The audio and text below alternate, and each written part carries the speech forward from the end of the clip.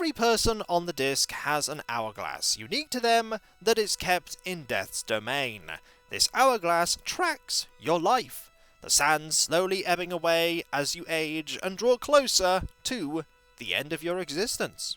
Once the sand is gone, that's it, you're done. Death claims your soul, and you cease to be. For some exceptional individuals and wizards, death comes personally. For almost everyone else, it's far less personal, but the end result is the same. You are gone. Rincewind here is a bit of an exception. He is a wizard, so he is quite exceptional in the sense that he is personally claimed by death, but his hourglass is very unusual. It is warped and twisted, and even has little pipes that bring sand from the bottom back to the top, even though that really shouldn't work, and yet it does. Death does not know when Rincewind will die, and that is why Death is so curious about Rincewind. It's also why he has Rincewind's hourglass on his table, so that he can look at it, and try and figure out just where the sand is going. And if you're curious, yes, even Death has an hourglass. Even Death, one day, will go. He's not sure when, but it'll happen. And that has been your random tidbit about Discworld lore concerning hourglasses. Will we ever see an hourglass in this game? Maybe. Do we want to take it? Probably, unless it's a very special hourglass from Death's domain, in which case we probably still want to take it. We just gotta make sure that Death doesn't find out, or who we kidding, he probably know. Welcome back, folks, to Let's Replay Discworld, and when last we left off, we grabbed a few more things, and now we are hanging off this flagpole off the tower in the market square. We're here for a very important reason, and that is because of this dragon. The dragon that the patrician can't see, because it's on the tallest point of the palace. I thought it was the market square. I'm wrong. It's the palace. My memory can sometimes be a bit fuzzy on the finer points. Uh-oh. I do wish that creature wouldn't keep looking over this way and licking its chops. Me too. That doesn't work. We can't do anything from here. Dragon, to be fair, is very far away. But we can put the mirror here. There we go. Oh, careful with that hat. It's important. Now let's use it. Let's get the dragon's attention. This is probably a terrible idea. There we go. Yep, this is a bad idea. We should really move away. Ooh,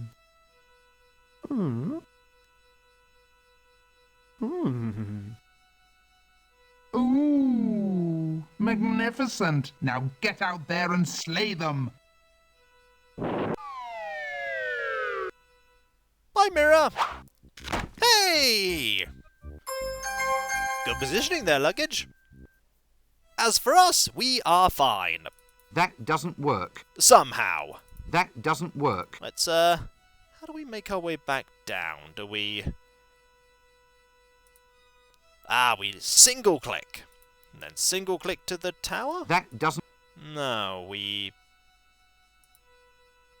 Yes, a good example. Oh dear. Don't remember. Do we... know? That there, this here... There we go. It's right there. Careful. Hey! We're fine. And now you've got to slowly make your way back. Does take a while. Did forget where the way out was, but we got what we need. We have another one of the items in that book. The Dragon's Breath. We also have what we need to get pretty much everything else. If we already have the magical coil, which is the thing we got from the barber, and we have everything we need to get the ferrous container. Let's get out of here and go and get the other thing we need, which is the imp.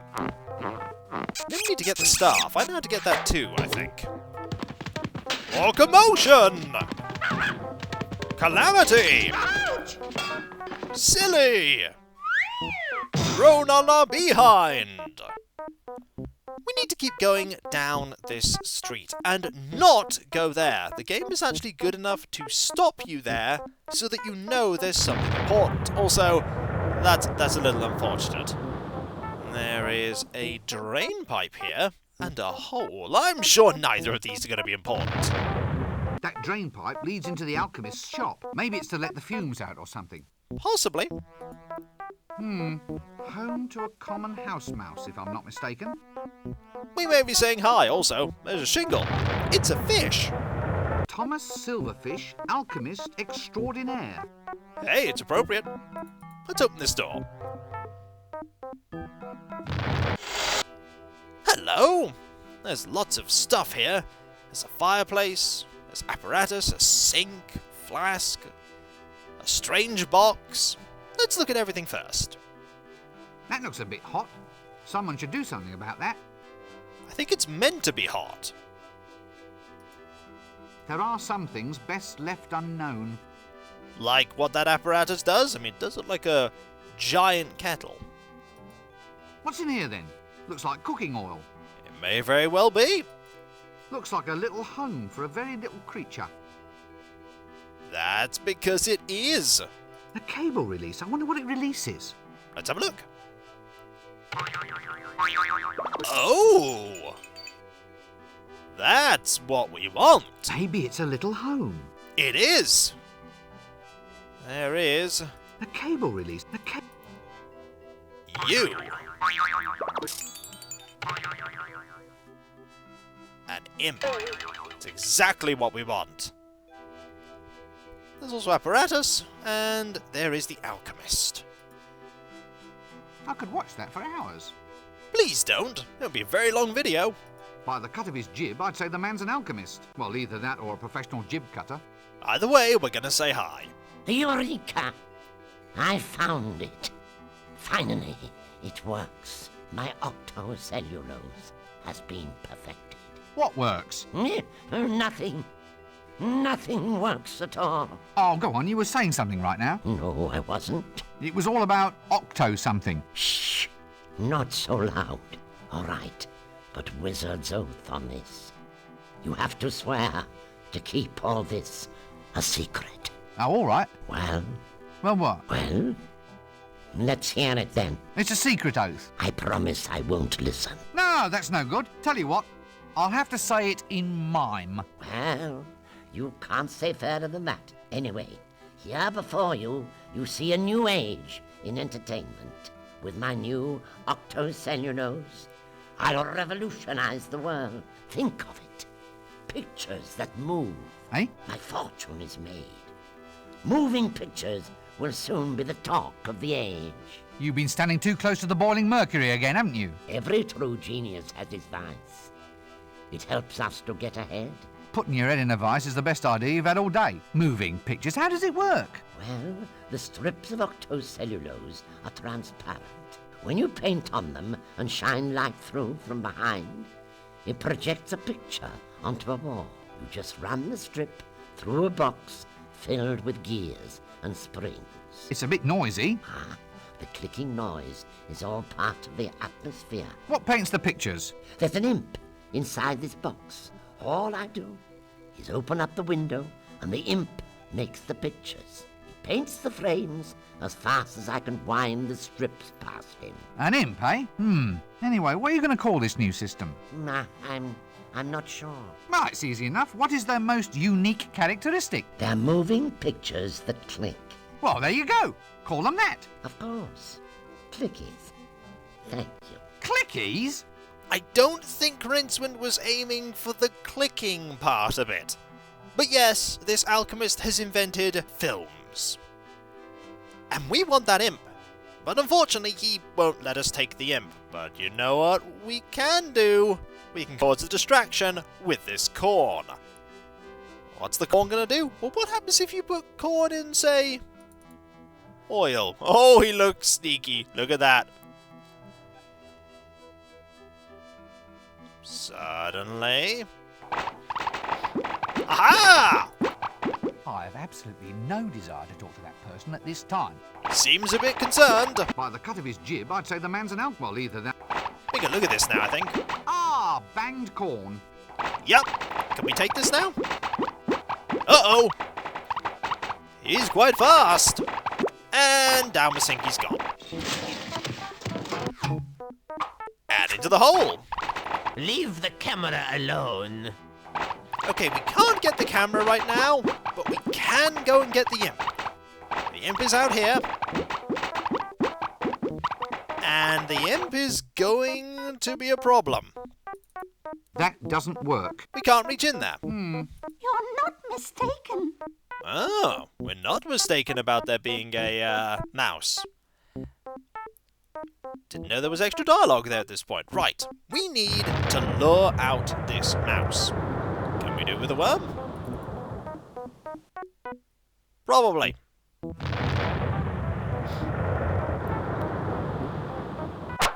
Yes, we can. There's a problem, though. We just lost our worm. Because we had no way to stop the, imp from just going away with it. So, it's back to the square we go. Fortunately, it's not far away. Unfortunately, we're taking the super long way around, because we have to enter this way. It's easy enough to go and get another worm. All we need to do is grab another tomato. Also, we don't need the dragon detector. It's a much simpler solution getting the staff. Let's grab a tomato. I already have one of those. Oh yeah, I think we need to throw this at the tax collector, don't we? I think we do. It's the only way to be able to go and grab another one, for you do need that worm. And fortunately, the game gives you a limitless supply of worms, because that is a stall of raw produce. You can never get into a situation in this game, intentionally, bugs aside, where you are stuck. Let's grab that tomato, and get that cutscene again. There it is! Eek! Down it goes! Poor little mousey. Should have been paying attention. But you didn't. Okay. Grab the worm. Put the worm back in the inventory. Grab another tomato. This time, we're going to make sure the worm doesn't get away from us. How? Through inventory object puzzles. Mainly, tying the worm to a piece of string. There we go. It's a worm with a string tied to its tail. Now, it won't be able to get away from us. Yep, we're going to go take our worm for a walk. Actually, we're not. We're actually just going to use it to solve a puzzle. I don't think Rincewind has the time for a pet worm. At least when we leave the square, we appear on the bottom, which means we can very quickly get over here. Come along, Luggage. We have a puzzle to solve, for the imp is still in here, if memory serves. Okay. Worm on a string. Hole. This is gonna work. Oh! Cunning! Off you go. That's a big bit of string. Oh. Oh. Aha! Got you! You don't look very happy about this. Pesky little blighters, these imps. They are. So we have two of the items now. We have the hair roller, and we have the... Actually, we have three. We have the hair roller, the imp, and we also have the dragon's breath. What we need now is the ferrous container and the magic staff. Let's go get them, shall we? To do that, we have to go back to the Unseen University. Fortunately, it's very prominent. And over here, it's one of the few places with green. There's green there too.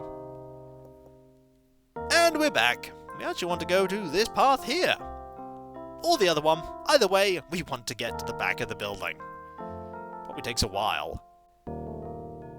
Now, we have to get to this window. And that's why we need the ladder.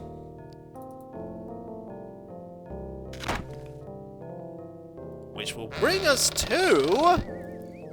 here. Problem. We don't have the thing we need in our inventory. So, back down we go. I think we take the ladder back because we need that ladder. So let's actually get the thing we need, which is the butterfly net. Butterfly net in inventory. You can have 2 things in your inventory, I think, if you put the pouch in here. I don't remember if you can actually do that, but either way, we have the thing we need. So, ladder here, back up. Fortunately, the picture in the book is very obvious. What we want to do is use this on, not the window, the pancake. Did you see very briefly that there was a pancake we could look at? Can I don't think I can examine the pancake. Nope, this is a timing puzzle. Remarkably similar to food. Oh, you can! Could I grab it? No, I'd have to be very quick. Oh. No, I don't think we can. Not without the net. Now we wait. Oh, try again. There we go. Eat up, Rincewind. Meanwhile, reversing gravity is the last straw. I've had it. I'm off to complain. Spells, wizards, anti-gravity. It's unnatural, that's what it is. So who pays for it, I say? Me, that's who. Up the stairs to complain, then back down to the kitchen. Up and down, like what kids play with on a string. A kite? What? Yes, that's the one. Up and down these stairs like a kite. who said that? Either way, we've done what we need to, and we've managed to keep the, net as well. Marvellous. Let's put this back. We already have a pretty large inventory. It's about to get a lot larger. For when we get to Act 2, there's a lot more stuff we're going to grab. Back to the front. And back in.